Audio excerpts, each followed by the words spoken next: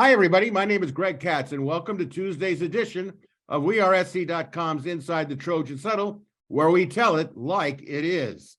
Friends, Inside the Trojans Huddle is a game-like panel discussion that is posted Tuesdays in the off-season and twice during the regular season. The huddle features WeAreSC columnists, staff writers, and historians. We first start off with the pregame show, where we introduce our panel members for this edition of Inside the Trojans Huddle, and then give you the latest USC Trojans football news. Let's first meet Tuesday's panelist, a WeAreSC columnist who writes WeAreSC.com's Monday Morass, Yay or Nay, and Sunday Takeaways. In addition to regular season football and basketball reports, he also hosts his own podcast show entitled Locked On USC, Marc Kulkin. The editor-in-chief of WeAreSC.com, a columnist, national recruiting guru, and a graduate of USC, Erik McKinney. And a former William Jewell College defensive back and WeAreSC columnist who writes the popular WeAreSC.com column Musings with Arledge and his own weekly WeAreSC.com video show, Musings with Arledge Solo Edition. He also is a graduate of the USC Law School, Chris Arledge. And as a program note, this week on Musings with Arledge Solo Edition, Chris will be a solo guest for himself this week. And a weekly WeAreSC columnist who writes Fridays, The Obvious and Not So Obvious, IMHO Sunday, and is an active member of the Football Writers Association of America. Your moderator and producer of Inside the Trojans Huddle, Greg Katz. Before we kick off this Tuesday's edition of Inside the Trojans Huddle, here's an update of USC football and basketball news. Obviously, five-star class of 2023 tight end Deuce Robinson, 6'5", 235, from Phoenix, Arizona, Pinnacle High School. He ended the recruiting suspense last Thursday night when he announced and then signed to be a USC Trojan. Robinson is also an accomplished professional baseball prospect. The Trojans begin their fourth week of spring practice on Tuesday, heading towards the conclusion of spring ball, which culminates with the annual spring game on Saturday, April 15th in the Coliseum at noon. Free tickets for the noon USC spring game can be secured by going to USCTrojans.com. There's a limit of 6 free tickets per request. The spring game will also be shown live on the Pac-12 network. Trojans quarterback Caleb Williams and defensive back Kellen Bullock have been named to the 2023 Walter Camp preseason All-America first team. And on the class of 2024 recruiting front, 4-star safety Aaron Flowers from Forney, Texas, is expected to announce his commitment on Friday. Trojans are expected to be very strongly in the hunt for the commitment of the Forney High School Flowers. Things kind of look pretty good on that end. Friends, WeAreSC's Inside the Trojans Huddle greatly appreciates your viewer and listenership. We encourage those of you watching on sites like YouTube to click on the red subscriber and like buttons. It's greatly valued and it's free. You can also listen to Inside the Trojans Huddle on many available podcast sites. And a reminder, WeAreSC.com is offering a spring ball subscription special. You can get all the WeAreSC premium content for just $29.99. That'll take you up to August 31st, 2023, or you can go $9.99 per month. So with that, let's kick it off. Panel, first give us your thoughts regarding the signing of five-star tight end Deuce Robinson with the Trojans. How much playing time do you expect to see Deuce in the fall? And what does the signing of Robinson do in the big recruiting picture going into the future? Leadoff hitter, as always, Marc Kulkin, your thoughts. Yeah, pretty nice. Look, I think we all anticipated it happening. Just when was it going to happen when his commitment came across? Look, USC has got a really dynamic wide receiver room. They made it like really dynamic now because if people are old enough to remember Mike Williams, this is kind of what they're getting. And when you add that to the other group, as Lincoln Riley said, that's a pretty unique skill set that Deuce Robinson brings. I mean, his catch radius alone, they designate him as a tight end. I don't know if there's really such thing as a tight end in the sense of that we know it. Will he be blocking? A little bit. Will he be downfield catching balls and creating mismatches? A lot of that. So how does it affect recruiting going forward? If USC keeps winning, they're not going to be recruiting. They're going to be selecting the players that want to play at USC. And I have a feeling there's going to be a lot of them.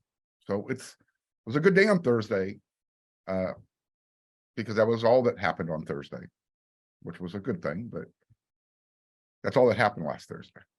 Well, that all means a lot, actually. So, Chris, what is your perspective on what this whole Deuce Robinson thing means? Well, if Mark is right that we're getting another Mike Williams, then yes, he's going to play. In fact, he's going to start because Mike Williams is the best wide receiver I've ever seen at USC. Look, he has an unbelievable set of skills, right? I mean, 6'6", long arms, he can run. That is a nightmare for opposing defenses. And so USC already has a lot of guys that can catch the football. But he's going to play because USC doesn't have a lot of 6'6" guys with the wingspan of 6'10" guys who can play wide receiver. And I think that's what he's going to be. I mean, he may be lined up as a traditional tight end occasionally, but that's not really what he's going to do. This kid is a very big, very skilled wide receiver. So yeah, he's going to play in the fall, and USC has some legitimate talent at the wideout spot. In terms of the big recruiting picture, look, this is the sort of recruiting battle that USC needs to win if they're going to be an elite program. You can't lose West Coast kids. I know he's from Arizona. Same thing. You can't lose Arizona and California kids to Georgia and Alabama and Ohio State. Not recruits like this. Not the 5-star recruits. And in fact, in my show this week, I'm going to talk a little bit about the importance of signing 5 stars and elite prospects because the numbers are overwhelming. I know fans like to say, especially when somebody else gets a recruit we want, that, well, star ratings don't matter. They do. I'm going to explain why they do. You have to land guys like this. And so, and USC will continue to land guys like this on the offensive side of the ball, because if you're an offensive player, why would you not want to play for Lincoln Riley? We'll know USC is back when they start landing guys like this on the defensive side of the ball consistently too, which I think will probably happen. Erik, I'm kind of excited to hear your perspective because recruiting is kind of your wheelhouse. What does it all mean compared to what Mark and what Chris have said? What are your thoughts on this? So from a recruiting standpoint, in this battle for him, what they said is right. It's huge. You can't lose a guy like that to Georgia, or else it just continues that perception of USC can't land those guys. So that's big. As far as what it means going forward and his impact on other players, I think it's minimal. That's not a position where guys flock to USC because they signed a hybrid tight end wide receiver. But you have a name like that, especially a guy who takes it longer than just signing day. There was a lot of attention on him. And when USC lands him, that was the news story across really college football, certainly recruiting for that day. And that dominated. Anytime you can dominate a day's kind of news cycle in a positive way, that's big. So I think there's a help there. It's not a 5-star quarterback who's now going to go recruit his class and bring a bunch of guys in. I mean, this was the tail end of that class. So you can't really do anything else in 2023 for recruiting. As far as on the field, I think the idea of, I know a lot of people have sort of penciled him in as like a day 1 starter. That's tough. He's not going to get spring ball. Now, his dad played, and he has that mindset of he understands how to study, how to work out, how to do all that stuff on his own. So he's going to come in with those advantages. But you're still a true freshman. You still haven't done really anything kind of in the system. And oh, by the way, you're splitting your time between baseball and football. So it's not as if it's just full go football right now, all the way into the fall and through the fall. So I don't know if the idea is, oh, he's a day 1 starter and he's going to get 90% of the reps. But Lincoln Riley knows how to use these guys. And if he comes in and he can do something, which I think we all think that he can do quite a bit of things, He's going to find a way in. He gives them a red zone weapon that is just unbelievable. His ability to kind of go up and get the ball. He's listed at 6'6". There's guys that are listed at 6'6" and play like they're 6'2". He's listed at 6'6", plays like he's 7 feet tall. I mean, he will go up and get the ball. He's a true mismatch. You got to see if he can do it at that level. But right now, everything he's done kind of shows he can do it because he can run. And that's always the thing. If you get a big guy, if you can't run, it's tougher to create that mismatch because there's a defender draped on you all the time. But he can get open, he can create space. And then you think about that sort of paired up with everything else USC has at the wide receiver spot. And you can do a lot. I mean, Lincoln Riley, when he talks about Zachariah Branch and Deuce Robinson and the guys they have coming back, you can see he gets excited about kind of what he can draw up. So, the idea that he's going to come in and catch 50 passes as a true freshman, I don't think that's the case, but he could catch some big ones. He could catch some important ones, and that'll matter quite a lot against, I think, what we all think is a tough schedule with potentially some close games. Yeah, I think that I thought that Lincoln Riley did a nice job of clarifying what Deuce Robinson is coming into the fall. One of the things he did address was the baseball issue. A lot of people compare him to Aaron Judge, and he's obviously a very accomplished baseball player. But he said that because of the experience that he, being Riley, had with Kyler Murray, he's kind of got down the idea, the pattern, what should happen.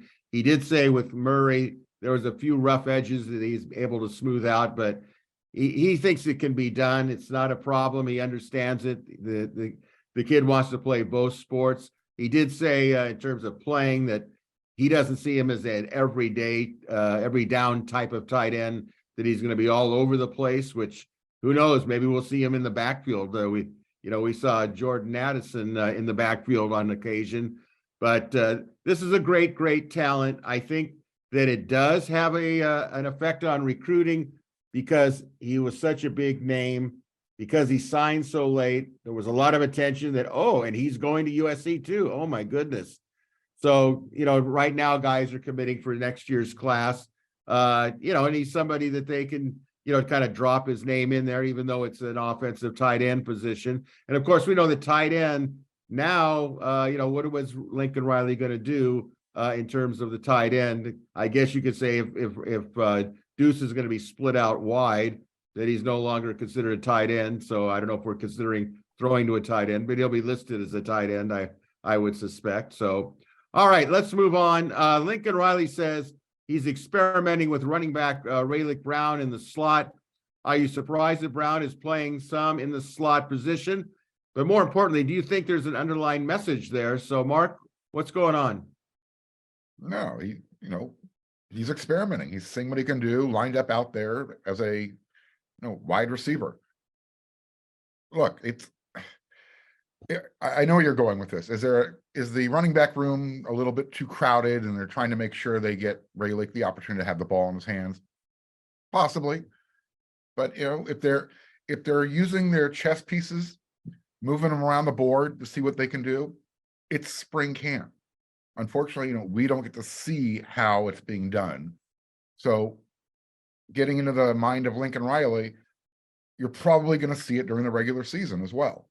So they don't want any premature reporting of, how they're using their personnel. Mark, let me ask you a question. Do you think that we'll see anything that will give us a hint about Brown in the spring game? I think we'll get a hint in the spring game. But that's it. We'll get a hint. Chris, what are your thoughts on Brown?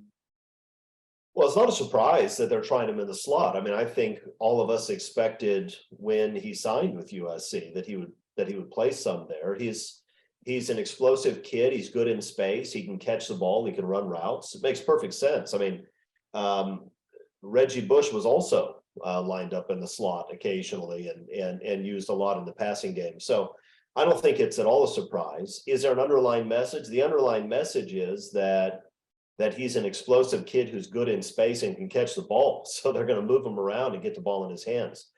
And it creates mismatches when you can move a guy like that into the slot.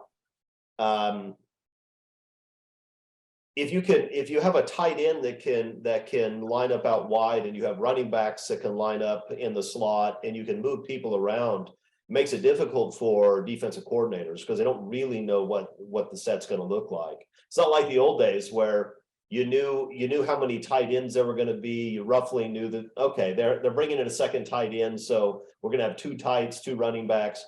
You don't really know that. And I think Lincoln Riley wants defensive coordinators not to know that. So no, he's going to bounce around. He's going to play some of the backfield. He's going to play some of the slot. He's going to return some kicks. And I suspect he's going to get, 10, 12 touches a game is my guess. Erik, is he going to get 10 or 12 touches a game? How do you see Lincoln Riley dealing with this situation? Yeah, 10 or 12 is a lot just with the other guys that they have out there. But I think in some games, absolutely he will. So when Raleek Brown committed to USC and then when he signed, he said the whole expectation is Lincoln Riley is going to get me the ball in space. Handing him the ball off every single time in the backfield is not getting the ball in space. I mean, he was always going to move outside. He was going to play in the slot. He played a bunch at wide receiver last year. I mean, he lined up out wide a ton. Especially late we saw in the Cotton Bowl, he was out there and caught passes pretty much as a wide receiver. So yeah, the expectation is he was always going to do that. And I think you bring in, Marshawn Lloyd's there now, you still have Austin Jones and that running back room is full enough now where you can get the 2 early enrollee freshmen are there too, Darwin Barlow. So you can kind of run that running back room with those guys and let Raleek move outside and play that wide receiver spot. Again, it's less wide receiver and more that's where the open field is. And so we can get you out there faster than running you out of the backfield out there. That's what they're going to do. I mean, it is becoming sort of positionless, football with the offense. Like McCree, he talked about how, they're using a tight end in 10 personnel. Like 10 personnel by definition doesn't have a tight end. And so you just kind of put different guys out there and you're going to want to call it certain things. I mean, Chris talked about that where, okay, it's 2 tight ends and 2 running backs. Now you have to actually look at it and be like, well, they're lined up like it's 2 tight ends and 2 running backs, but it's 4 wide receivers doing that. So that's kind of the message that I'm taking with that is really, yeah, he's lining up the slot, but he was never fully a running back. He was always just an offensive weapon that can play and do all these things, and he can catch really well. And so if you can do that, yeah, you stick him out there. And so I think we're going to see quite a bit of that. I think you mentioned Jordan Addison, that touchdown against UCLA where he kind of gets lined up as a running back. Different plays are going to call for different things. Guys are going to fill in different places. And so I think you want really as experienced as possible in a number of different places. And that's what you do during spring ball. And I thought it was interesting that Lincoln Riley said that, where he just said, hey, we're going to put absolutely everything we can on film during the spring. Then we're going to find out what we're actually good at and what we're going to do. And then we start sort of narrowing things down in the fall. So yeah, Raylic Brown could play. He could line up in the slot all spring, and then they realize, that's not our best offensive set, and then they don't run it. I don't think that's the case. I think Raylic Brown outside is one of your better looks offensively, but I think that's it. And yeah, for the spring game, sure, I'd assume we'd see a few plays with him out there. Okay, I see Raylic Brown as somewhat of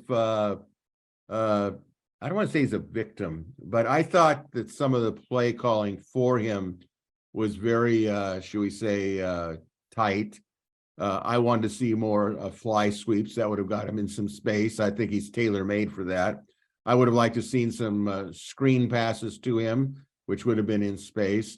So it's really going to be, to me, how they use him. I understand they put in some plays for him that they think is going to be highly effective. I think that's a good idea. And I go back to what Chris said, the 10 or 12 touches. Well, that's an interesting number. And I think that's kind of what I'm looking for is I'll know how much they're using him by how many touches he gets and the play selection that they use. And hopefully they find something that works out a combination of the best of it. All right, let's move up to this. Up to this point in spring practice, and again, the media is not allowed to actually see any scrimmaging, although we once in a while we get dropped a word that, oh, and by the way, we scrimmaged yesterday. Which offensive group, from what you hear and listen to at this point in spring, sticks out to you the most, Marc Kulkin? I guess the potential of that wide receiver room, the running backs, what they're going to have the ability to do with, when you got Caleb Williams back there, he just, because he's such a threat by himself, those other guys are going to have some really great opportunities because one eye is always going to be on Caleb, and that makes those guys just that much better. But for me to answer this question, I think it's really the offensive line, because there's still so many questions there outside of Justin Dedich and Jonah Monheim. There has to have been a reason why, Lincoln Riley felt it was necessary to reschedule last week's practice. Injuries have really never been talked about. What we see when we're there, we're not allowed to talk about ourselves. So again, it's the offensive line room and the uncertainty there, even though they brought in so many guys. I don't think we've really gotten a really good update other than the fact that they're having some good days and some bad days against the defensive line. So take from that is where the offense is at right now. Chris Arledge, what sticks out to you the most on offense from what information you've acquired? I think that inside receiver position, the slot position, because you already had Mario Williams and Taj Washington, who played a lot last year and are good players. And I think Lincoln Riley has a lot of faith in both of them. You add Zach Branch to the mix. Zach Branch is going to play a lot this year. And you hear I think we already knew he was going to be a star, but you start to hear the rumors about what he can do on the field. And now you're talking about Raylic Brown also playing some of that position. That's a lot of dudes, first of all. I mean, you got a lot of guys at those inside receiver spots, and you have a lot of guys that can make plays. And the two younger guys may be more talented than the two older guys, but the two older guys can make plays. They made a lot last year. So I think that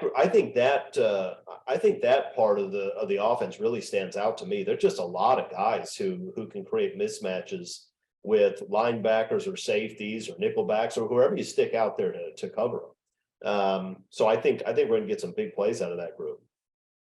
Erik McKinney? Yeah, the answer about the offense until Caleb Williams leaves is Caleb Williams, right? I mean, that's what sticks out, is that he's taken steps forward from last year when he was the best player in college football. That's the easy answer, but I'm with Marc on the offensive line, mostly because the guys who showed up out of the transfer portal, and that's Michael Tarquin and Jarrett Kingston, they didn't really land quickly at the spots that I think we anticipated them to land at. Michael Tarquin played a ton of right tackle. I mean, an overwhelming amount of his snaps at Florida were at right tackle. And then when he shows up, he's at left tackle. Jarrett Kingston played left tackle all last year for Washington State and did really well there. He shows up and he's slotted in at one of the guard spots. So that to me was immediately interesting. And then you start to kind of figure out, well, how's that going to shake out? How are they going to kind of develop that line and move guys around? And there is some movement and still questions about kind of where does everybody land when this is done, because you still anticipate Ethan White showing up in the summer and being plugged in somewhere. I mean, maybe he might be the most talented of the three transfer portal guys coming in. Is there potential that another guy out of the transfer portal there? So that the offensive line, again, because Caleb Williams is Caleb Williams and you need to keep him healthy all year, offensive line is going to be a 1B to Caleb's 1A in terms of we need to get this kind of locked up and set. So So that for me is the question. Chris is right about the wide receiver spot, but if you take the wide receivers, the running backs and all that, and just kind of jumble them up and throw them out there, you're going to have talent out there. You want the best and you need it to play at an elite level. But getting that offensive line and all those questions kind of figured out, be curious kind of what USC coaches feel they need to know by the end of spring or need to have locked up. I don't think they feel like they need to leave spring with a definite starting five. I think they want to know who they can play at certain positions, who can handle responsibility at tackle and guard and that kind of stuff. So that to me is going to be definitely the spot when we get to see them go in the spring game, what the rotations look like, who's playing where, how they produce, all that kind of stuff is going to be where my eyes go to first after I watch Caleb Williams for a couple of snaps. Since Erik mentioned it, next week's Inside the Trojans Huddle, we're going to preview the spring game. And then the following week, we'll do a spring game review in depth, of course. And I'm sure many of you will want to hear the perspectives. For me, right now, when I think about a position group sticking out, obviously I like the offensive line, but right now they're just moving guys around so that if one guy gets hurt, somebody else can slot that position. But I think the wide receivers situation, and situation always sounds like it's a negative, but just in saying, man, the stuff I'm hearing about Zachariah Branch is like unworldly. I mean, players are saying it, one of the big questions I always listen to is, who out there do you like? Who's really showing up? One of the players said something along the lines of, man, if you could see what this guy's doing during practice, it's unbelievable. And, when you're impressing your own teammates, that's a pretty good sign. So for me, I think the wide receiver group sticks out, although my focus always is on the offensive line. All right, let's end the first half here with this question. Lincoln Riley can't wait for his next batch of offensive recruits from the class of 2023 that's going to arrive. And I always find this interesting. They're either arriving in the late spring, summer, or fall. Pick your season that they're supposed to arrive. But which offensive summer recruit that SC has signed that's going to come in that is not out for spring ball, of course, is of most interest to you? Mark, who would that be for you?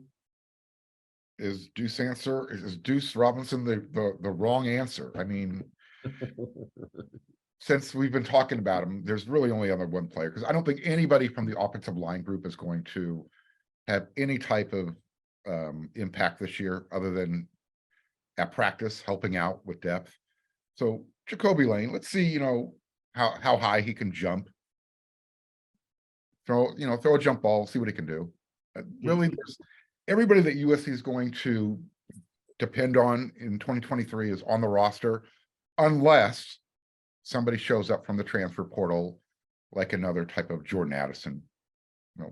Maybe there's a wide receiver out there somewhere playing in the Midwest. Who knows? Chris? I'm not even going to touch what Mark was hinting at, but it's already a crowded wide receiver room, but I guess we'd take him. Mark was focused on high school recruits, but I was thinking when you asked the question about Ethan White, USC is going to have five really good starters in the offensive line. And I think right now they're trying to figure out where different people can play just in case you start to have injuries, because you always have injuries up front. USC played pretty well in the offensive line last year. I think what they didn't have is they didn't have somebody who was just a big bully who could just push people around in the run game. I think I think we had some guys that I think we had some athleticism. I think we had some guys who were smart. But I think Ethan White is a guy, a Deuce Latui type, who you can plug in and can just smash people and give you a lot of space running through that A gap. And so I'm really excited to see what he can do, because I think he's going to be the guy at one of those guard spots, probably left guard. And if he can do what I expect he'll do, that's going to make a big difference in the running game. It matters a great deal if you can just run behind your guard and know you're going to get 3 yards, right? I mean, that matters a lot. And over again in a football season where you have a 3rd and 2, it's nice to not have to rely on the athleticism of guys who are quick and smart, know their assignments, but just a guy who's a masher who can just crush people in front of him. And I hope he can do that. So he's the one I'm most excited to see when he arrives. In fact, God wants 4 yards, so you should get Tim Davis for one of your next shows, Chris. That would be I'd love that. I'd love that. Erik, who gets you excited that you want to see come in the spring, summer, fall, whatever, that you have the most interest in that is not participating in spring practice? Yeah, it's those 2 guys for this year. Long term, I mean, long term, it's also those 2 guys. But if I'm picking somebody who's not those 2, Micah Banuelos is my guy. He's going to come in, and Chris talked about a mauler in the run game. Micah Banuelos is one of those guys that at like 5-on-5 events or offensive line, defensive line, one-on-ones, like he's not a guy that people enjoy lining up against. He will run you into a different field or the bleachers or whatever it is. He can be a devastating blocker. I'm excited to see, because he's a potential, center of the future. He's a guy that Josh Henson went after. One of the first offers that he extended when he got to USC. That's how much he liked him and was recruiting him at Texas A&M. So he's a guy that I want to see. How does he kind of make that transition? How quickly can he jump in? Because again, it's not as if they need him to play center right now. And it's not as if you'd ever want a true freshman to come in and play in front of Caleb Williams. But if you're talking down the line and a guy who's going to play for you in the Big Ten, he's a guy that I think is important to really start going quickly when he shows up and getting him developed. So he's a guy that I'm interested. That every offensive lineman who's coming in the summer is kind of that developmental guy that the USC coaches clearly liked a lot more than the recruiting services did. And so I'm interested to see kind of how they all shake out. And if the USC coaches did a good job in kind of, yes, that's our guy, we want him. Because so far, Elijah Page has been phenomenal showing up early in the spring. He's a guy that a lot of people talk. I mean, it's not to the level of Zach Branch like you're talking about, but coaches, players, that there's been a lot of praise for Elijah Page early on. All right, I'm going to make it short and sweet here. Deuce Robinson and Ethan White for me, but of the 2, if I had to pick one that is the most intriguing to me, Ethan White by far, because he's going to have a big impact. And I think the thing to remember is if you look at the USC schedule, the first 6 games are not the challenging part of the schedule, which means that offensive line is going to have plenty of time to get ready, and they'll need to be ready when they start playing the back half of the USC schedule. And by that time, I think Ethan White will be a very important piece. And as Chris mentioned, they need a Deuce Latui, somebody in there that's a mauler, a masher. So we'll keep an eye on that.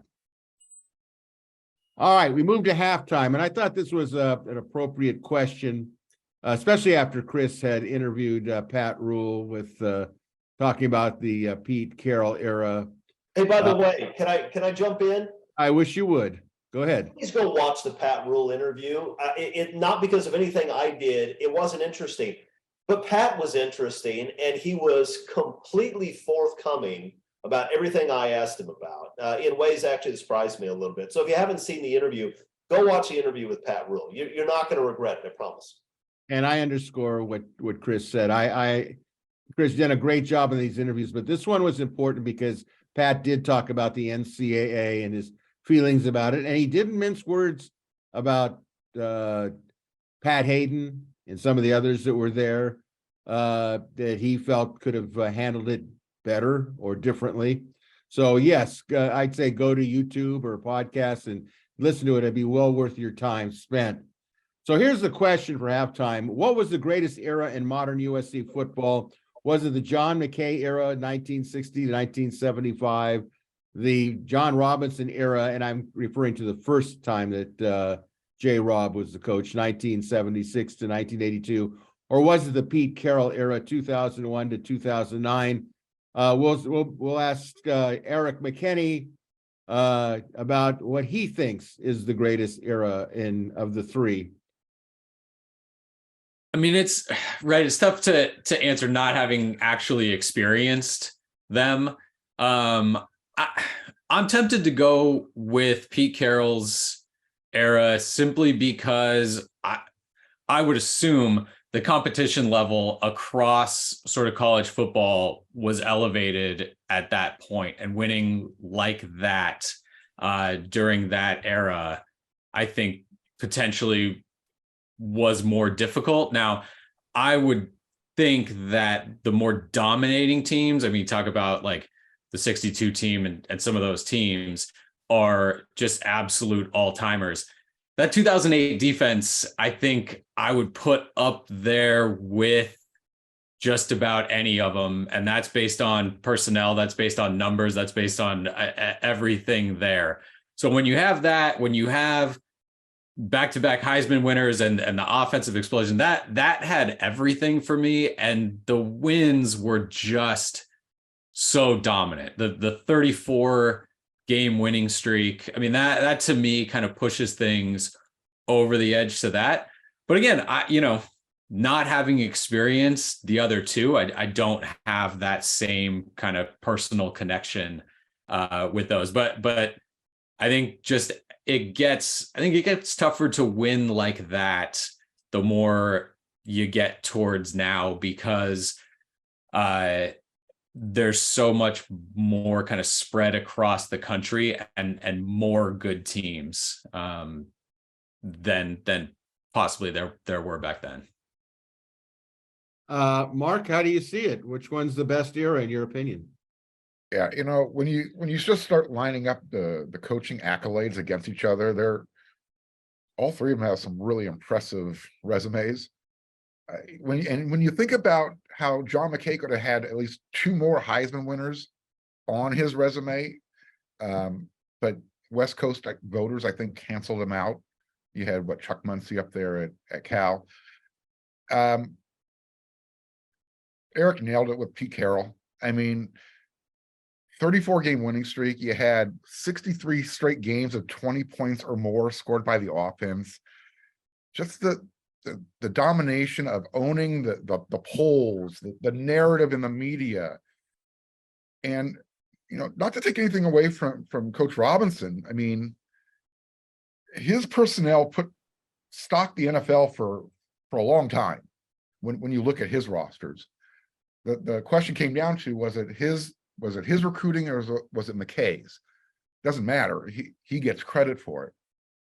But yeah, what Pete Carroll did, that level of domination, and then not even being able to see that 2008 team compete for the championship, man, that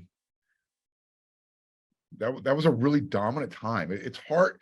You had to actually get out there, be a part of it, feel the energy that was around it to really understand how incredible that was.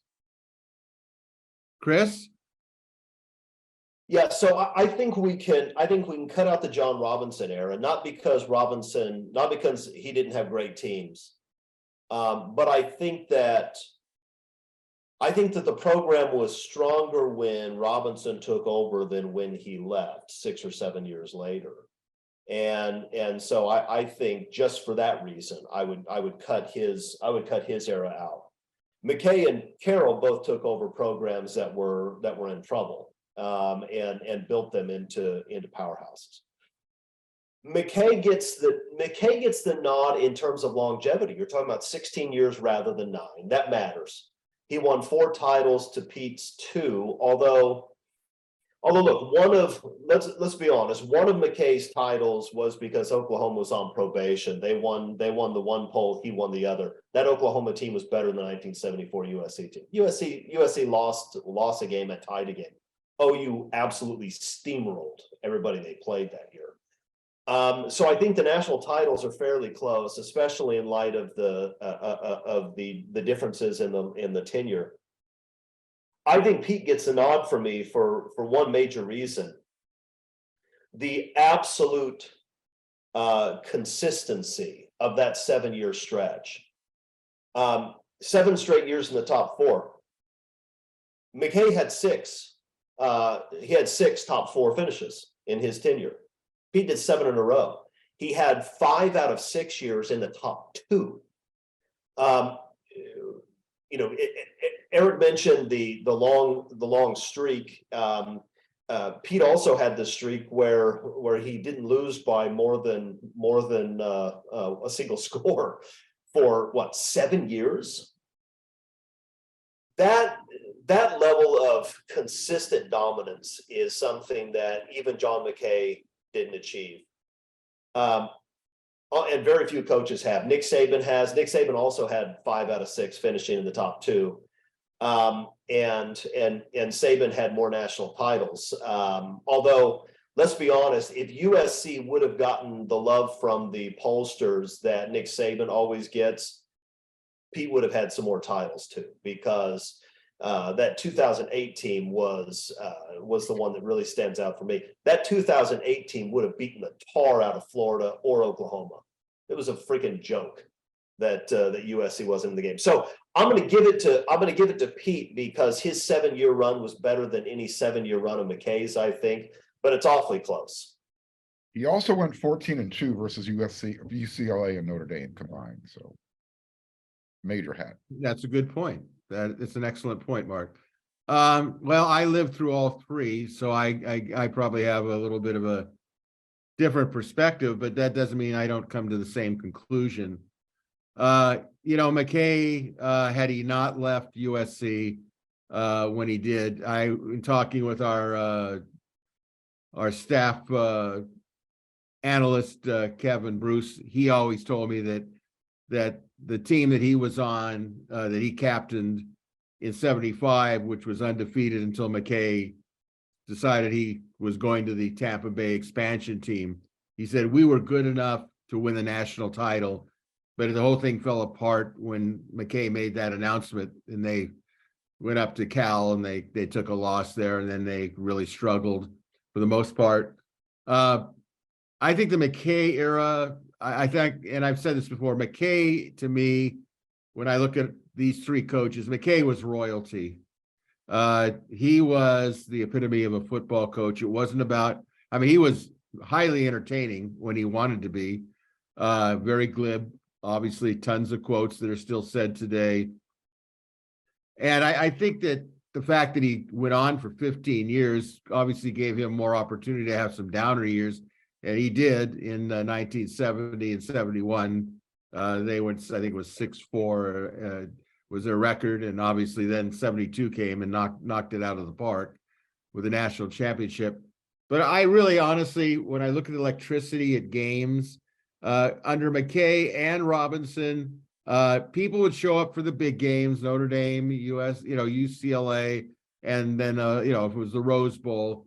But I have to say, in all honesty, that the Pete Carroll era was probably the most dynamic that I ever been a part of, because when SC's selling out for Cal and the other teams, because the program was so great, so electric, and has been mentioned, let's honest, Pete Carroll should have won more national championships. I'm sorry, he should have. The minute he got rid of Norm Chow, I predicted at the time, things are going to go south, not sooner rather than later, but it's going to happen. Hiring Kiffin, to me, was a mistake. I'm sorry. Kiff gave you the big break, but it hurt the program.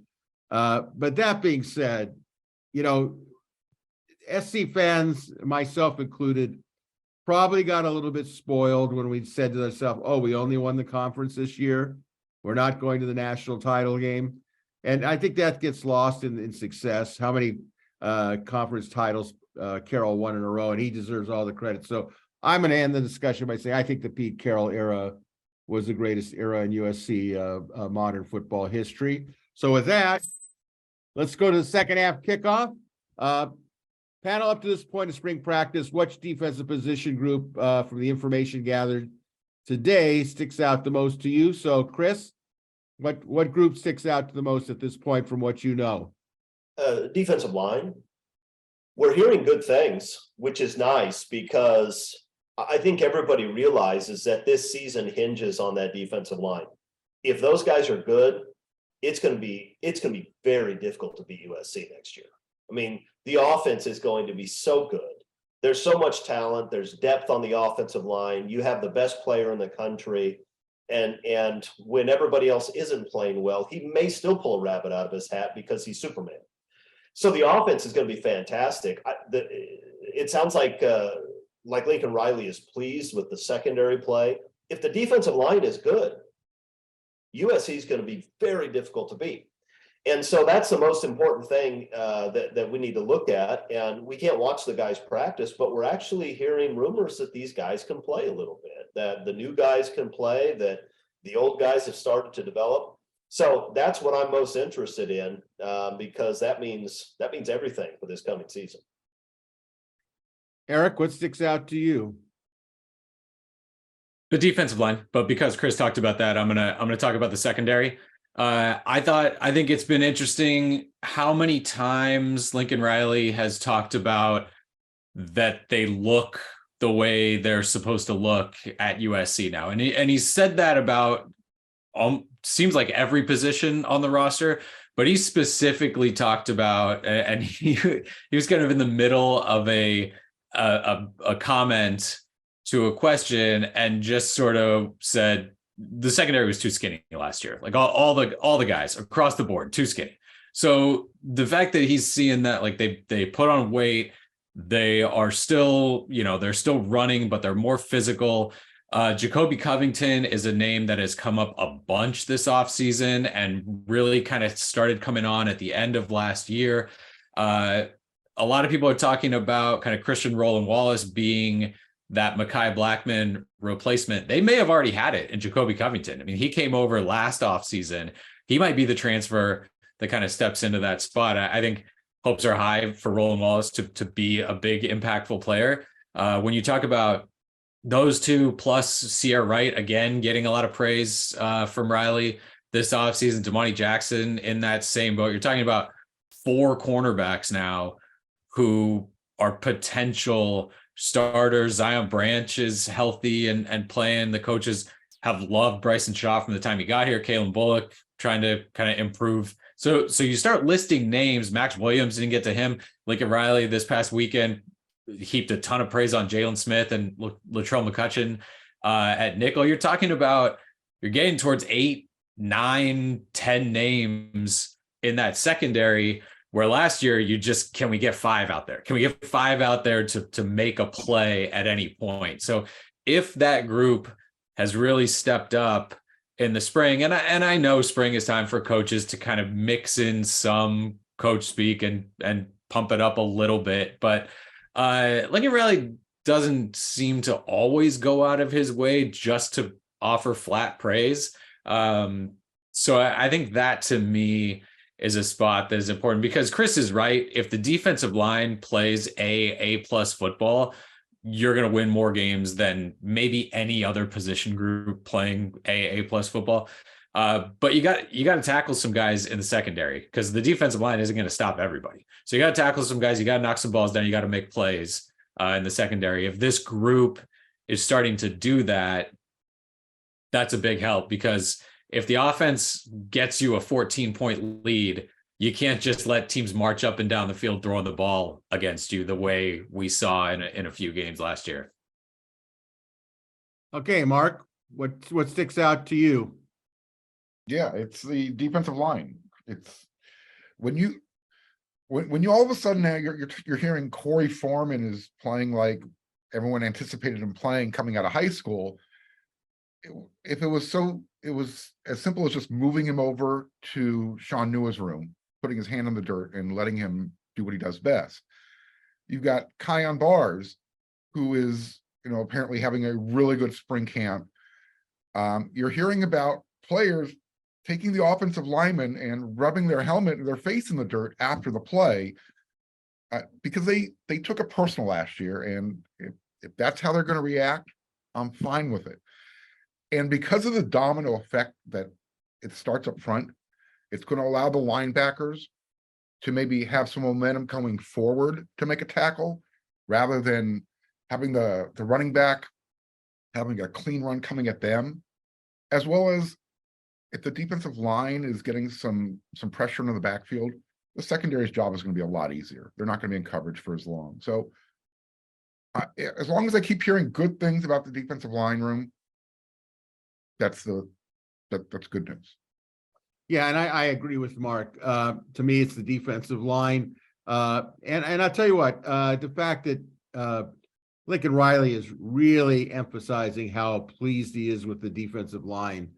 And he is right when he says they're bigger, they're better, they're stronger.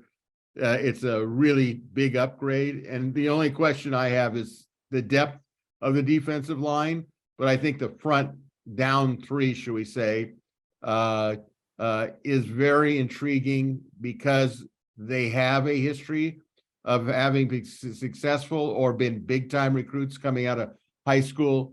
And I don't think anybody's going to argue that if that defensive line can play, as Chris pointed out, to a certain level, that's really going to be advantageous. It depends on how healthy that line will be in the last 6 games of the season. They could really be a difference maker. All right, let's move on here. Lincoln Riley can't wait for next year's batch of 2023 defensive recruits to arrive in late spring. Which defensive recruit arriving in late spring is of the most interest to you? Let's start off with Chris Arledge. Who do you want to see defensively? Elijah Hughes. I don't remember ever seeing a bigger mismatch between a guy's star rating with the recruiting services and his tape. I mean, you watch his tape and he like jumps off the screen like, holy smokes, that guy is quick. He's aggressive. He's got a motor. He's running people down. Maybe he just played against a bunch of guys that look like me. I don't know. I don't know how to explain it, but I can't wait to see what that kid can do, because his tape is incredible. And if you watch his tape and then you look at the fact that he's like a low 3-star recruit, you think something's wrong here. I mean, either there's something weird about that tape. Maybe he hired Steven Spielberg to doctor it up for him, or there are a bunch of recruiting services and head coaches who really miss the boat. So he's the most intriguing guy for me. I can't wait to see what he's got. Who intrigues you the most, Erik? Yeah, I'm glad that Hughes got mentioned, because I was gonna throw in a mention for him if the other guys went somewhere else. But I'll say Braylon Shelby. He's a guy that USC targeted early, and then we watched his recruiting ranking go up and up and up and up and up as he did more and more as a senior. He's a young guy for his class, so you figure that development is still coming. And USC needs they need to find impact guys at that rush end spot. And so I don't think it matters if you're like a 7th year senior coming in or a true freshman. They're going to throw you at the wall on there and see if you can stick, see if you can play, see what you can do. So I think he's a guy that he's got the size already to kind of play. And again, as a true freshman, you're certainly not expecting him to go take that spot and play 90% of the snaps there. But if he gets in sparingly and gives you 4 sacks or 5 sacks or a couple impact plays or something, that's huge, I think, coming at that spot for a true freshman. So I'd like to see how he fits in there. Jamil Muhammad and Romello Height and guys like that, they're a potential answer there. But my assumption is the USC coaches are going to look at anybody who gives them anything at that spot. And so for him, when he gets here, I'm curious how he stacks up, how he looks what he can do kind of very quickly hitting the ground at USC. All right, Mark. Yeah, I agree with Chris. Going third in this category sucks because usually the guy you want to talk about is already spoken about. So I'll stick with the rush in. I'll go with DJ David Peavy. See what he can bring. He's got that similar size that Braylon Shelby has, just not the same recruiting fanfare. So, I'll root for the underdog here. Again, that rush in position, as well as the safety position, you need productivity in Alex Grinch's system at those two positions. And if you can't get at that rush in position, I don't know what to do. So, yeah. We talked about Braylon Shelby. Let's talk about DJ Peavy. He's a local kid from San Diego. He's got a lot of athleticism. Let's see if he's that under the radar guy that kind of pops up and shows up in fall camp and everybody's talking about him. Yeah, I think Peavy's one that's very intriguing. And like, I think you hit the nail on the head, Mark. Didn't receive quite the fanfare that some of the others did, but for me, it's a dead tie between Braylon Shelby and Elijah Hughes. I really, really like Hughes's motor. And I look at it and you project at the size he is today and what he will be after a year in the weight room and that sort of stuff. To me, it's very exciting, actually, even though they play different positions. One's a rush end, one looks like a true defensive lineman. But those are the two for me that I'm intrigued on. All right, moving on here. And I think there was something that Marc Kulkin wrote about, and I think it was worthy of discussion. Lincoln Riley canceled a practice day last week due to the amount of injuries at this point in spring. The missed practice will be added this week or perhaps next week, which means one of these final 2 weeks will be a 4-day practice. But then one of our panelists says, who knows, maybe that missed practice will happen after the spring game. We'll find out probably soon enough, but who knows? So the question is, panel, do you think, based on the public information, that practices have they been too physical? And wasn't that one of the Clay Helton practice complaints, was that the practices weren't physical enough? Chris, what do you read into this? Unless he's putting these players inside the Thunderdome and forcing them to fight to the death, the answer is no.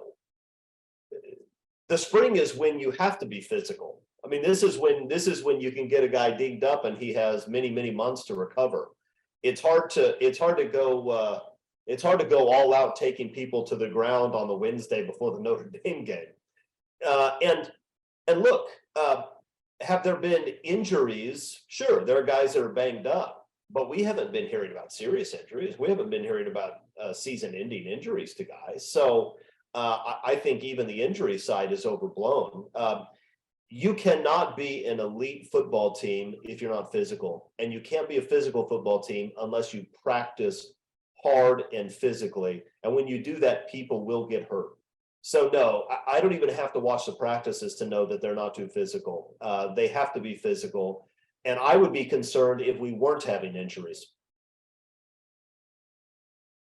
All right, Eric, how concerning is this?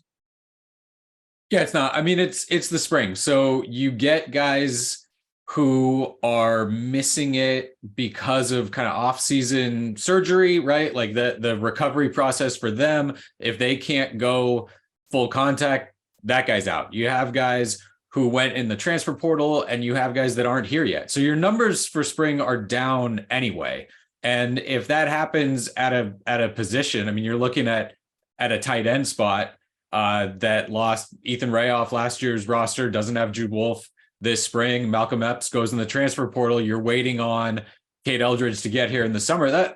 That's a bunch of guys that you're missing. So you have offensive linemen, 4 or 5 offensive linemen who are going to show up in the summer. You don't have them right now. And so when you're talking about how many numbers do we need to run a full physical practice?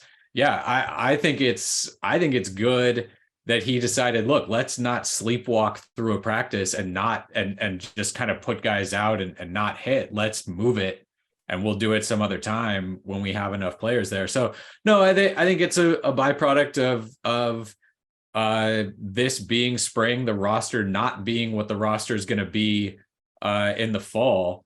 And yeah, you're going to get guys dinged up when you hit and when you practice the way you need to practice. All right. What do we think, Mark? Are they too physical or not? Are they just right? Or we got to dial it back a notch? I could not care any less if they're too physical or not physical enough.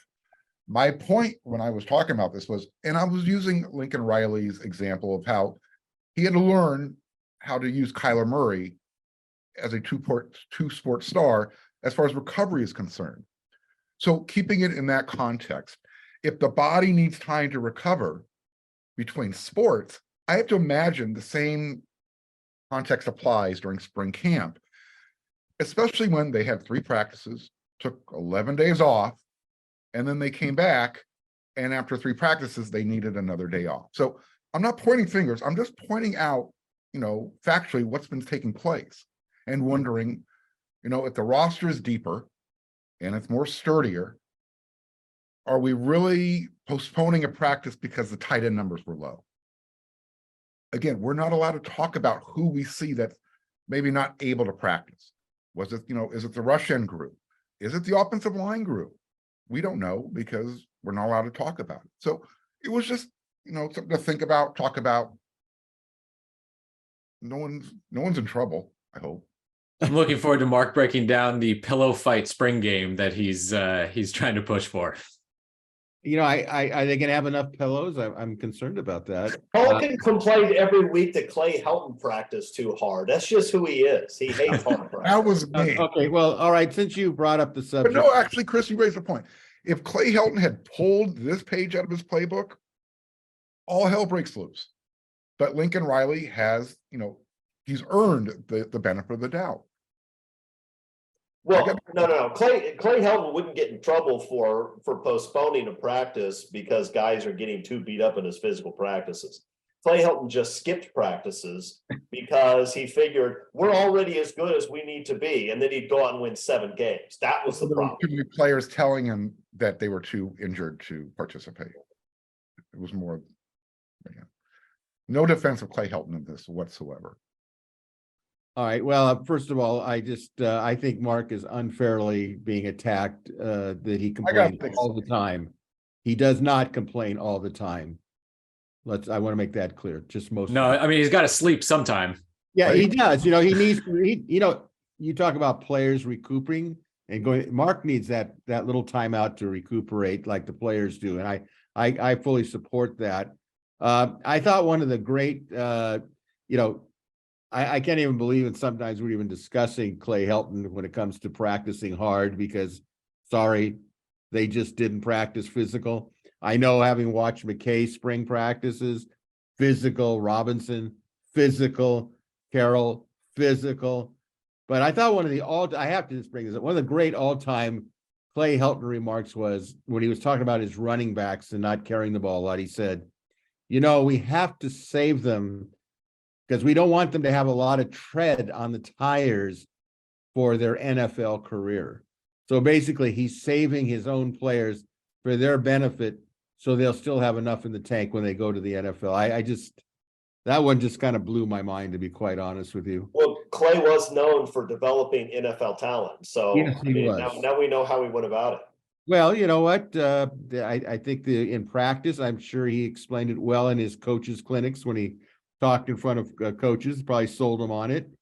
Okay, let's conclude the regular portion of the show here with, are you concerned at this point that the recruiting class of 2024 has just one commit? That would be tight end Joey Olson from Lake Oswego, Oregon, Lake Ridge High School. What 2024 recruit commitment do you think will ignite this class, Chris? Good question. I think Dylan Raiola would probably ignite the class. I don't know if that's going to happen, but I will answer am I concerned with just one recruit? No, I'm not. It's still early. The big recruiting days are still coming up, including one in June. And most importantly, I pay attention to what Scott Schrader says, and he says things are different and in a very good way this year than they were last year. There's some real excitement around the program, as there should be. So I don't think we have anything to worry about in terms of this year's recruiting class, unless the team just falls apart on the field, in which case we may have problems. But otherwise, I don't think, this is probably going to be a top 5 class, is my guess. So no, I'm not worried at all. Erik McKinney, you're the recruiting guru outside of Scott Schrader, our own savant. What do you see? Who's going to ignite this class? I mean, Chris is right that it would, if Lincoln Riley can close the deal for Dylan Raiola, that's the answer. If he's trending to Georgia at this point, if that ends up being it, you assume then Lincoln pivots to another quarterback whenever he needs to. Lincoln Riley doesn't seem to feel pressured at all by quarterback recruiting. He's going to take his own time. He's going to go after the guys that he wants. I don't think he's ever going to say, oh my gosh, we got to figure out what to do at quarterback. Like that guy lands quarterbacks. That's going to be fine. So if there is a 2024 quarterback that he then moves to and pushes on, it's always the quarterback that can start a class going. Outside of that, and it's tough because guys aren't in a real hurry to commit anymore. It literally pays to be recruited at this point, to hold out, to wait, to have as many schools as possible kind of in the mix, take your trips, make connections in different markets, all of that stuff. So the idea that teams, big time programs, are going to absolutely load up in March and April, I just don't think we're going to see that. USC has put itself in a really good spot in 2024 with a lot of big time guys. If you're asking me who could maybe tip the scales to get other guys to commit, Brandon Baker is a big time offensive lineman for Mater Dei. If he wanted to go early, I think people would, take notice of that and potentially follow him. There's a lot of skill guys in LA. Jason Mitchell maybe is a guy that would have enough connections to kind of pull guys with him. So it would have to be sort of a name. Marcellus Williams is a corner at St. John Bosco, younger brother of Max Williams. Those are sort of name guys that would be able to kind of connect and bring other guys in. But no, a big time 5-star or a quarterback kind of is always the Pied Piper for the class. But I think once we really start to see guys come out for the spring game, and then June, when those official visits really start to hit for USC, I think that's when stuff really starts to pick up for USC. You mentioned Aaron Flowers kind of at the top. Again, he's a Texas kid. If he does indeed commit to USC, I don't know if he's a kind of getting the ball rolling type of recruit for USC. But it adds players, and anytime you add players to the class, that's a positive thing. I don't think there's any worry at this point with just one guy in the class. If USC wins this year the way they're sort of planning on, this ends up being a top 5 class. I think when you look at high school recruits and transfer portal and the guys that they end up bringing in for that 2024 roster. Erik, let me ask you a question. No. It seems with that was not very nice, Erik. Okay, here we go. All right. Listen, Chris brought up Dylan Raiola, right? And apparently, I think Steve Wilfong reported this, but we're going to trust your knowledge at this point. It seemed that he was pointing to USC. A lot of people had, quote, given their blessing that he was going to go to SC. What has been in your opinion, the change that fingers now pointing for Georgia? Yeah, I mean, I don't know exactly. I'm not in constant communication with Raiola, so it would be a guess. He and his family have a big time connection with all the coaches that are pursuing him, right? So Mike Bobo at Georgia, now that there's a big time connection with that family. So it's going to be where he's most comfortable. Georgia has proven they can win, right? With USC, can they get over that hump? Can they become a legitimate national title contender? Georgia's there. They don't have to prove anything at this point in terms of that. I still, depending on when he commits, if he comes out to USC again, I think would be a pretty strong statement that you're still in there. And I'm going to let Lincoln Riley run his race with quarterbacks. I just don't think there's any sense. I mean, Dylan Raiola committed already. USC was already out of the race for him and got back into it. So, at this point, until he's done, until he's signed, I'm always going to think that Riley's got a chance with any quarterback that he clearly has pinned up there as his guy. Mark, what's your take? Yeah, there's nothing to be concerned about. April 4th, 2023, about the 2024 class. Now, what would be nice is if some of the local kids decided to come on board early. That would generate some enthusiasm. We talked about Dylan Raiola. Wherever he decides, that's going to be the jewel of anybody's class. He starts with USC, he signs with USC, commits to USC, I guess I should say. Everybody's going to start jumping on board. But if you can get a Kingston Villamusu, Asa, a Jordan Lockhart, I think Erik mentioned Marcellus Williams. When you start getting those local kids to start committing early and stick around, that will ignite the 2024 class. And my concern is why USC is having a tough time keeping that poly pipeline working. It seems to be really intermittent right now. So that's where my concern is. Yeah, and I agree with Mark on this one. I think I don't know if it's going to be one recruit. Obviously, Raiola would be a glamour national recruit, but I think when I look at recruiting now, I'm really looking at Southern California. Can you keep the great players in Southern California and specifically going to USC? I think that's a momentum thing that all the kids here, for the most part, because of the camps, they all know each other. They all talk with each other.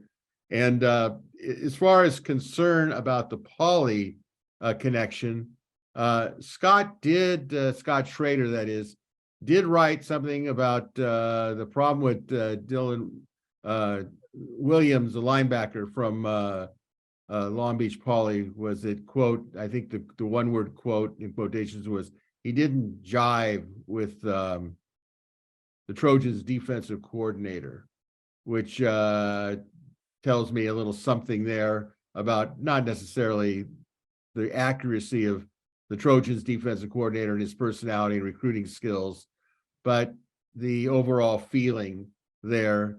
That could change, of course. I'm sure SC is aware of it. And if they didn't, they probably do read WeAreSC.com like they read all the recruiting sites in that area. So yeah, I think the big thing to me is to watch what happens in Southern California. So with that, let's get to overtime. Panel, it's time for the overtime and time to answer some viewer questions. This one's from Scott from Gilbert, Arizona. My question is, what do you expect to see and what would you like to see in the upcoming spring game? How much do you think Malachi Nelson will play, and do the coaches risk letting him throw some deep balls with his repaired non-throwing shoulder? Okay, jump right in, panel. You can pick your spot here. I want to see the lines, the offensive line and defensive line, go against each other. I want to see if that looks like the college football playoffs, what it looked like up there. I think that's kind of a key spot. Again, be great to see Zachariah Branch in the open field, and I think people are going to like what they see from Marshawn Lloyd running the ball. But it's kind of what the trenches look like for me. As far as Malachi Nelson, he's not cleared to do any kind of contact stuff, which they don't let their, no quarterbacks get hit during the spring. But I'd be curious if he can even do stuff where the offensive line and defensive line are going full speed at each other. So I don't know. I don't actually know if he can go in like during full contact periods at this point and even be in the pocket for something like that. I think people will get to see him throw a little bit. But again, that's kind of a question that I have for the spring game, is if he can even participate in stuff like that this fall, if he's cleared to be in there when guys are going sort of full speed, full contact around him. When he's in there, he's going to be rolling out of the pocket, and there will be no one within 15 yards of him. So if you see him throw, that's going to be how he's throwing, where there is as little risk as possible to somebody even bumping into him. And what do I want to see? Tackling, good tackling. And, Erik mentioned, let's just see what the defensive line actually looks like in a live period. Let's see, who is it really a 50-50 split where they're having just as good a spring camp as the offensive line? That's what I need to see. Chris? Nope, I don't have anything to add. That sounds good to me. All right. The thing I want to see in the spring game is I just want to see players in what positions they're playing in. I don't think Malachi Nelson will play. He hasn't participated in contact drills to our knowledge. Why would you risk an injury, even a freak injury, a non-contact injury, for one glorified scrimmage? So, by the way, again, we're going to preview the spring game next Tuesday, and we'll get into depth by position and talk about our perspectives and what we're looking for. All right, question 2 from Mick in Stewart's Draft, Virginia. Do you believe the emergence of Rayshawn Davis, the acquisition of Mason Cobb, and the likely eventual starter Tackett Curtis will force Alex Grinch to find playing time for Eric Gentry on the edge when he returns from injury? Cobb and Curtis are tackling machines, and to me at this stage, it's more important to put ball carriers on their back as soon as possible than it is having Gentry clog passing lanes. I will just say, from my perspective, I think that's the biggest loss I felt for spring ball, is that we didn't get to see Eric Gentry perform, not just inside, of course, but the ability to perhaps experiment, which spring practice does do, what he would look like on the edge. So that's kind of my perspective on it. What about the rest of you guys? I don't think Eric Gentry is going to be anywhere other than linebacker. I don't think they're going to put him on the edge. Look, Eric Gentry was USC's best linebacker last year, and it wasn't close. And I know he's skinny. I know he needs to add weight. I get all that. And he probably is adding weight. I imagine he's going to be 10, 15, hopefully even 20 pounds bigger this coming fall than he was last fall. But he was USC's best linebacker, and linebacker is still a position where USC doesn't have a lot of proven talent. The question says the emergence of Rayshawn Davis. Did I miss something? What emergence is that? I mean, I'm hopeful, like everybody else, that Rayshawn Davis is going to play this year and play really well. But the emergence was that he played some of the Cotton Bowl after not playing all year, and he did okay.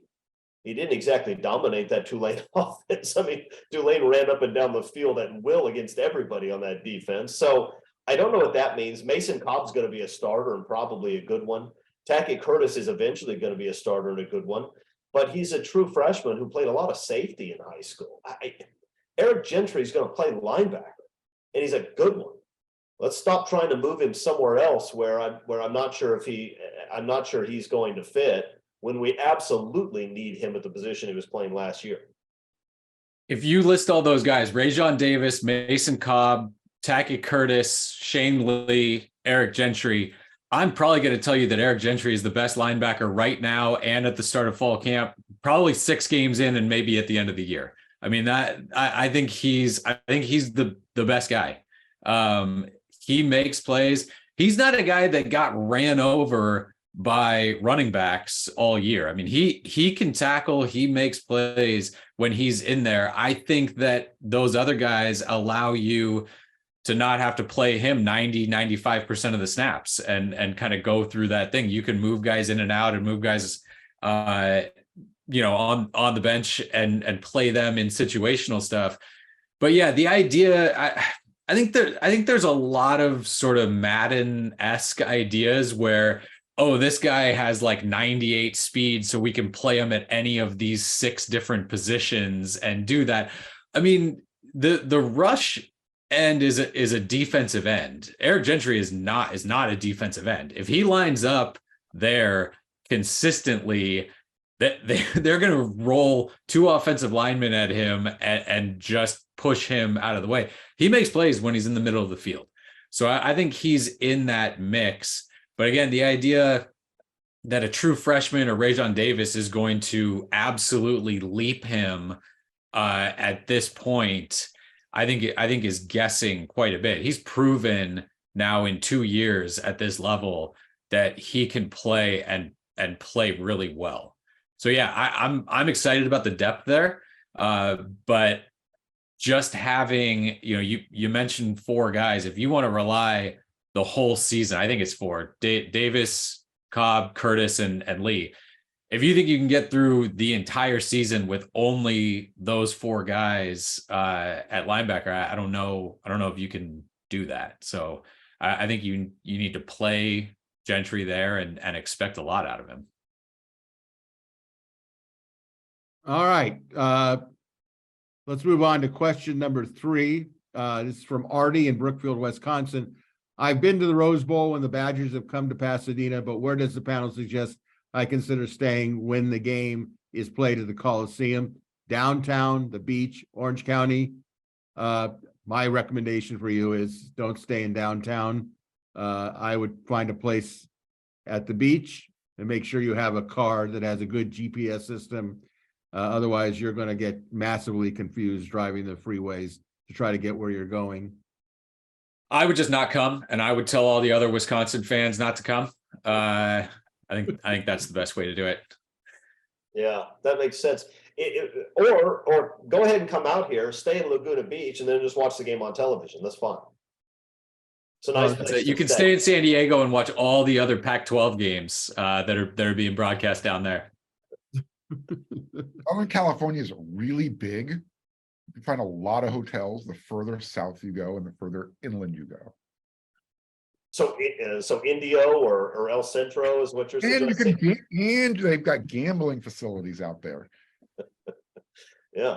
I'm surprised you didn't mention Coachella, but then again, yeah, find something in Santa Monica, start walking to the game Thursday afternoon, and call it a weekend. Stay in Lake Elsinore. Maybe you can watch the Tigers play on Friday night before the USC game on Saturday. That's what you really need if you want the full culture of Southern California. In all seriousness, I have found that there is stay in Buena Park. A lot of hotels and freeway access is very easy. You won't get lost. all right. I think Greg knocked downtown a little bit early.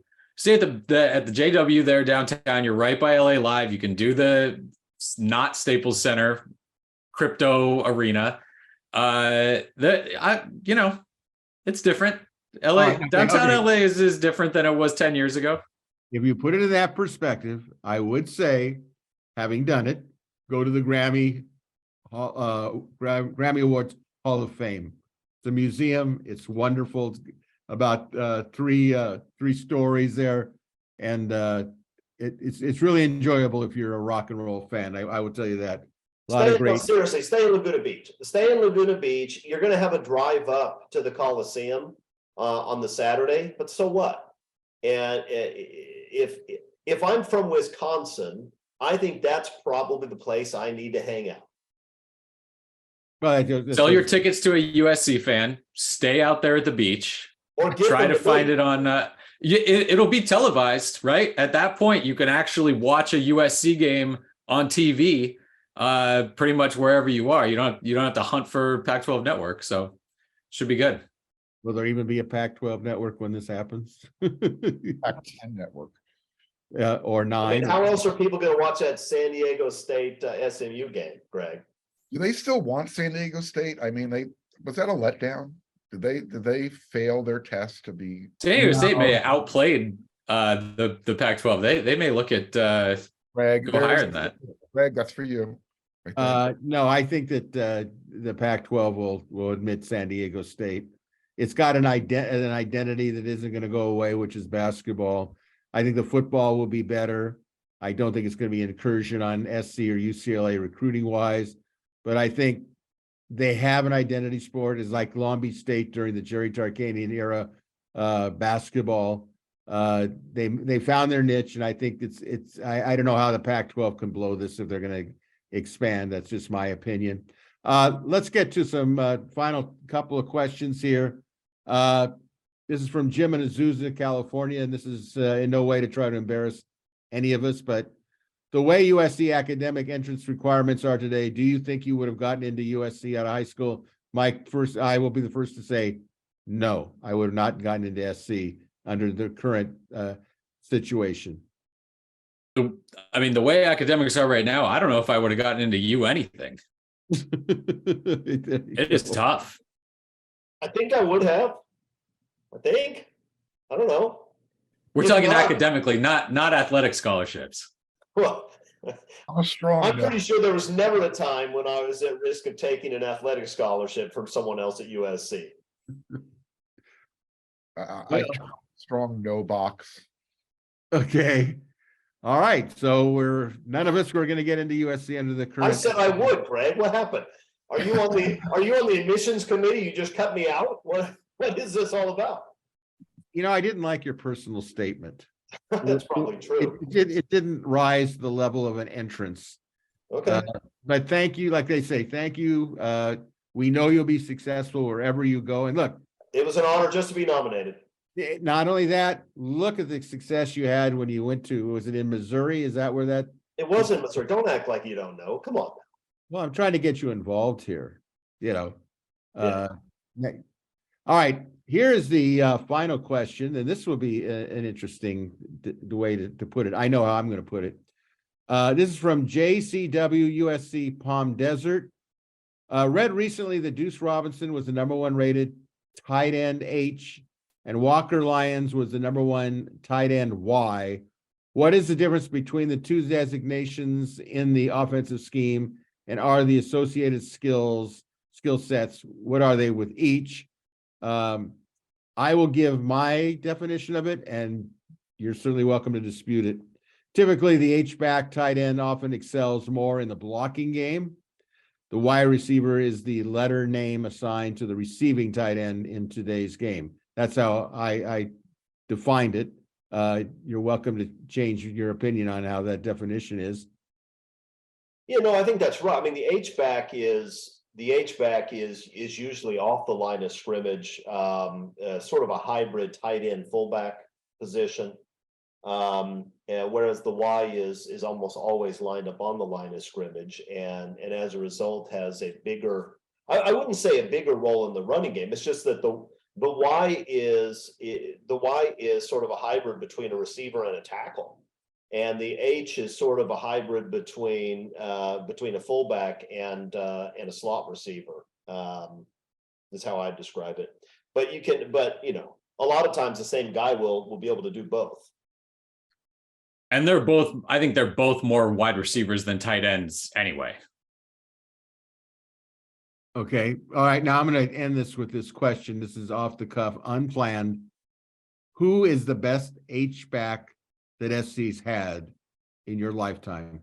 Don't fall for it. Greg already has an answer. He's only going to tell you why you're wrong. No, I'm not gonna. Wow, you're very vindictive today. All right. I just want to protect my other panelists. Okay. Here we go, Kenny. Greg's thinking up questions and he's thinking up answers. He doesn't give us any notice. He just springs it on us. Well, your brilliance is so apparent that I think so, but that doesn't mean you can't tell me what you're going to ask me. Well, I was going to go to Erik because of his obstinance, but because you turned out to supersede that, who was it, Arledge? Who's the best H-back in your lifetime for USC? I don't know. I have no idea who the best H-back is. Oh, come on. I don't know. Come on. You know the answer. You're we talked about the best. What? You're playing with this. See, I know Kulkin knows the answer to this, right, Mark? I don't know. Does Rhett Ellison count? No, Ellison would count. Absolutely. He certainly played a That's long the only- range, yeah. that's the only name that popped into my head. So was he the best? I don't know. The only one I can think of at the spur of the moment, Greg. Well, okay, now we're gonna emphasize Greg.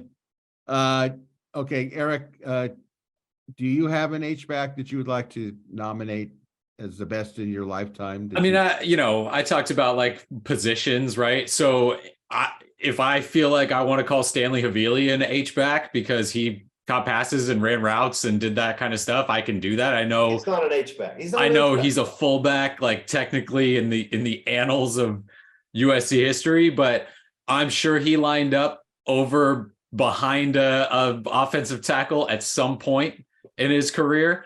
He'd be used more like that, I think, right now if he played right now. He's a guy that, just because I brought him up, he's a guy I think was like a decade too early. I mean, I know he did a ton of good stuff, but he strikes me as a guy that would have potentially a long NFL career had he come along now and been able to be used the way some of these guys are right now. But no, I tried to warn everybody. Greg, go ahead. Just tell us what the answer is.